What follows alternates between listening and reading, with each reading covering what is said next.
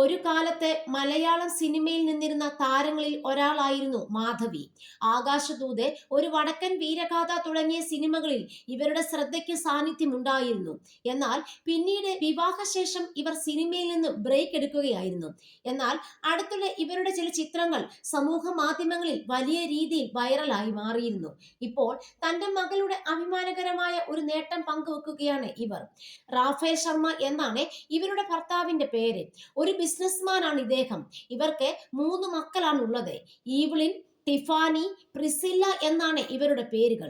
കുടുംബസമേതം ഇവർ ഏറെ വർഷങ്ങളായി അമേരിക്കയിലാണ് താമസിക്കുന്നത്. വല്ലപ്പോഴും മക്കളുടെ വിശേഷങ്ങൾ പങ്കുവെച്ചുകൊണ്ട് ഇവർ സമൂഹ മാധ്യമങ്ങളിൽ എത്താറുണ്ട്.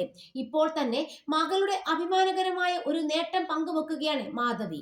മകൾ പ്രിസില്ല അപർണ ബിരുദാനന്തര ബിരുദം സ്വന്തമാക്കിയിരിക്കുകയാണ് എന്ന വാർത്തയാണ് ഇവർ പങ്കുവച്ചിരുന്നത്.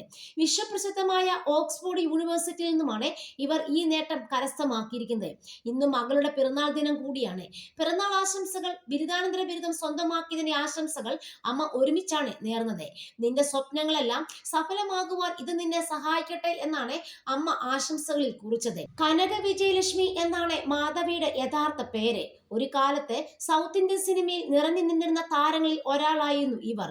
യഥാർത്ഥത്തിൽ ആന്ധ്ര സ്വദേശിയാണ് ഇവർ.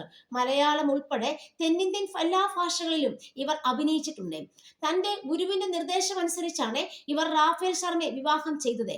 1996 ഫെബ്രുവരി 14 ആയിരുന്നു ഇവരുടെ വിവാഹം.